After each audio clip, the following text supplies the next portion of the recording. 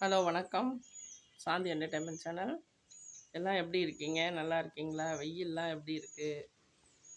வெயில் கடுமையாக இருக்குங்க. எல்லாம் என்ன சமையல் ஆயிடுச்சா? நல்லா இருக்கீங்களா? இப்போ சிலர் வந்து நம்மளை தேவையற்ற பேச்சை பேசி நம்ம கஷ்டத்தில் அழுத்துவாங்கங்க. அதை பற்றி பேச போகிறேன். வாங்க வீடியோக்குள்ளே போகலாம். முதல் முறையாக பார்க்குறவங்க சேனலை சப்ஸ்கிரைப் பண்ணிக்கோங்க.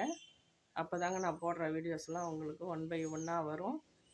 ஸ்கிப் பண்ணாமல் பாருங்கள். நான் கருத்தாக தாங்க பேசுவேன். உங்களுக்கு பிடிச்சிருந்தா லைக் பண்ணி ஷேர் பண்ணி மற்றவங்களுக்கு சப்ஸ்கிரைப் பண்ணிவிட்டு எல்லாருக்கும் என்னுடைய வீடியோ பார்க்க சொல்லி ஷேர் பண்ணி விடுங்க. வாங்க வீடியோக்குள்ளே போகலாம். இப்போ நமக்கு ஏதோ ஒரு கஷ்டம்னா நம்ம ஃபேமிலியில் ஏதோ ஒரு ப்ராப்ளம் நம்ம மனசு ரொம்ப உடஞ்சி போய் உட்காந்துருப்போங்க. அப்போ தான் நம்ம ஃப்ரெண்ட்ஸோ ரிலேட்டிவ்ஸோ யாராவது வருவாங்க. அந்த பிரச்சனையை பற்றியே பேசுவாங்கங்க. இஷ்யூவை பற்றியே பேசுவாங்க.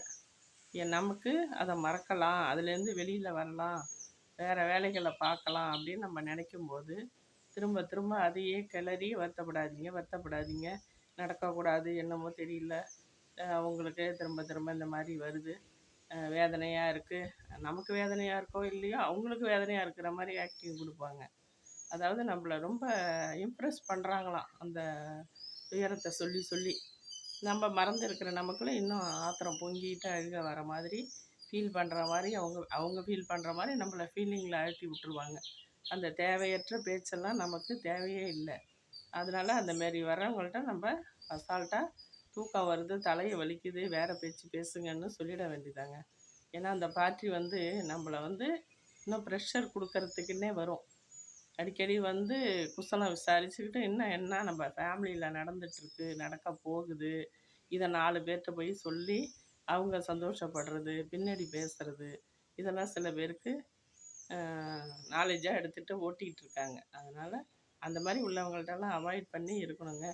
அந்த நம்மளுடைய துன்பங்க அவங்களுக்கு ஒரு எப்படி சொல்கிறது, போர்வை மாதிரி, குளிருக்கு போத்திக்கிற போர்வை மாதிரி, குளிருக்கு காயிற வெயில் மாதிரி அவங்களுக்கு ஒரு ஜாலியாக என்டர்டைன்மெண்ட்டாக இருக்கும். சில பேர் அப்படியே தேன் சொட்ட சொட்ட பேசுவாங்க. அதெல்லாம் நம்ம மண்டையில் ஏற்றிக்கவே கூடாதுங்க. அவங்க நம்மளை கேலி பண்ணாத மாதிரி நல்ல விஷயமா பேசுகிற மாதிரி ஃபாலோ பண்ணிவிட்டு போயிட்டே இருப்பாங்க. அந்தாண்ட போனதும் அன்னைக்கு அப்படி பண்ணால, அன்னைக்கு திமிராக இருந்தால, எல்லாம் வேணும், அப்படி தான் நடக்கும், செஞ்சது பாவம், யார் பாவமும் யாருக்கும் கேட்கவே கேட்காதுங்க. கடவுள் நமக்கு விட்டது. கடவுள் தான் பொழுது விடிஞ்சா பொழுது போனால் நமக்கு என்ன படி அளக்கணும்னு அவர் தான், பிரம்மா தாங்க நம்ம எல்லாமே படைத்த கடவுள் தாங்க நமக்கு படி அளக்கிறாரு. சில பேர் இதை என்னென்னா அன்னைக்கு அந்த பொம்பளையை பற்றி அப்படி பேசினால அதுக்கு தான் இப்போ அவளுக்கு தனக்கே வந்திருக்கு அப்படின்னு டைலாக்லாம் பேசுவாங்க.